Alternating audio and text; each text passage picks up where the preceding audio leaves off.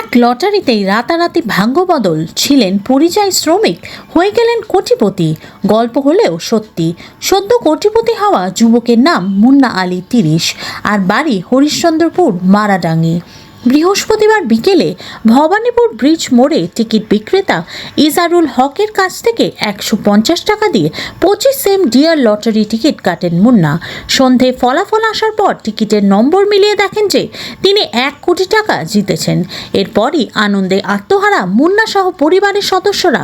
তবে লটারিতে এত টাকা জেতার পর নিরাপত্তার অভাব বুঝে হরিশ্চন্দ্রপুর থানার পুলিশকে খবর দেন তিনি। পুলিশ ঘটনাস্থলে পৌঁছে মুন্নাকে থানায় নিয়ে যায়। স্থানীয় সূত্রে জানা গিয়েছে, বয়স্ক বাবা, স্ত্রী ও পুত্রকে নিয়ে মুন্নার সংসার।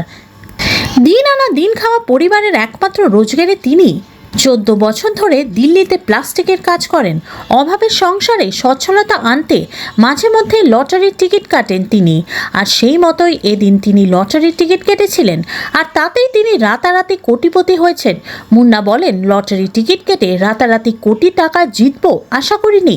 এই টাকা দিয়ে সুন্দর একটা বাড়ি তৈরি করার ইচ্ছে রয়েছে এবং কিছু জমি কিনবো, পাশাপাশি ছেলের পড়াশোনার জন্য টাকা জমিয়ে রাখবো।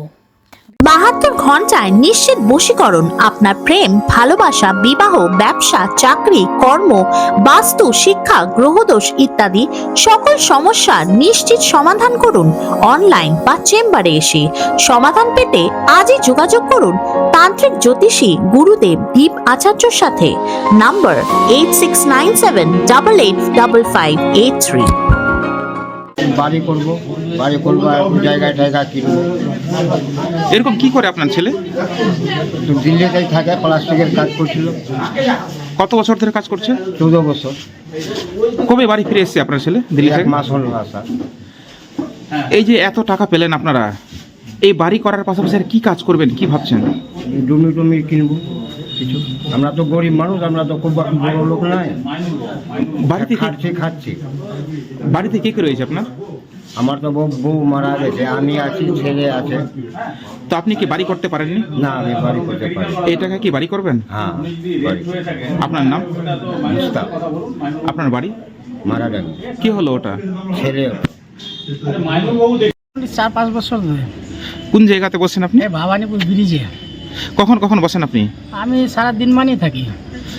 আজ কখন টিকিট নিতে এসেছিল? এখন মোটামুটি 5:30টার দিকে এসেছিল, লাস্টের সময় একদমে। এসে কি জানাচ্ছিল, কি টিকিট নিবে বলছিল আপনাকে? এমনি কিছু বলেনি, নিজের পছন্দই নিয়েছে।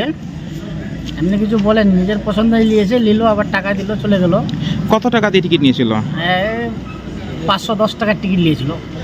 যেটা টিকিট লেগেছে এটা কত সেম টিকিট ছিল? 25 সেমে আছে, 150 টাকা। তারপর আপনি জানতে পারলেন কখন যে তার 1 কোটি লেগেছে? আমরা মোটামুটি আমি তো রেজাল্টের পরেই জেনেছি যে আমার 1 কোটি টাকা হলো। আমি যখন লাইভ খেলা দেখি রেজাল্টের, তখনই জেনেছি যে আমার 1 কোটি টাকা হয়ে গেল। তখন আমি কন্ট্রাক্টরে ফোন লাগালাম, ওখান থেকে শিওর হলাম যে না, হয়ে গেছে। তারপরে পরে খোঁজ করলাম, দেখছি যে শুনতে পেলাম যে মারাডাঙ্গির লোক পেয়েছে। আপনার নাম?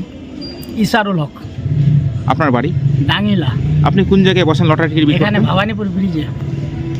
প্রথমে তো এই যে টিকিট উনি খুব কমই কাটতেন, আর তিনি থাকতেন দিল্লিতে।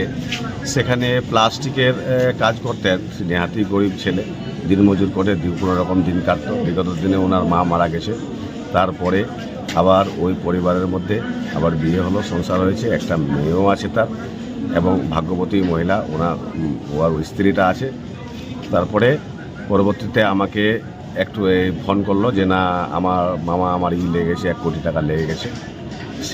তার জন্য আমি তার বাড়িতে গেলাম, গিয়ে সেখানে তাকে আশ্বস্ত করলাম, নিশ্চিন্ত করলাম ওকে। এবং পরবর্তীতে আমাদের যে হরিশ্চন্দ্রপুর থানার যে আইসি সাহেব, ওনাকে ফোন করলাম। উনি আবার আমাদের ওখানে গিয়ে প্রোটেকশন পাঠালেন। প্রোটেকশনের মাধ্যমে গাড়িতে তুলে নিয়ে আসলেন থানাতে। খুব যত্ন সহকারে আমাদের এখানে এনে থানাতে রাখলেন, এবং ওনার টিকিটটাও দেখলেন। দেখে নিয়ে বললেন যে না, 1 কোটি টাকা নিশ্চয় লেগে গেছে। এই 6টার সময়। সেই বাড়িঘর কোনো কিছু নেই, সাধারণ একটা জমি জামাও কোনো কিছু নেই। জন্মজুরি খেটে খেয়ে দিনক্ষণ গুজরাচ্ছে আর কি। আমরা আশা করছি ভবিষ্যতে ছেলেটা কোনো একটা বিজনেস করুক বা বাড়িঘর করুক, জমি জায়গা কিনুক। আমরা এটাই আশা করছি গ্রামবাসী মিলে। আপনার নাম? আমার নাম শেখ আহাদ আলী। আমার ওয়াইফ হলো জনপ্রতিনিধি। কোন বুথের? মারাডাঙ্গি বুথের। ব্যুরো রিপোর্ট RG সমাচার।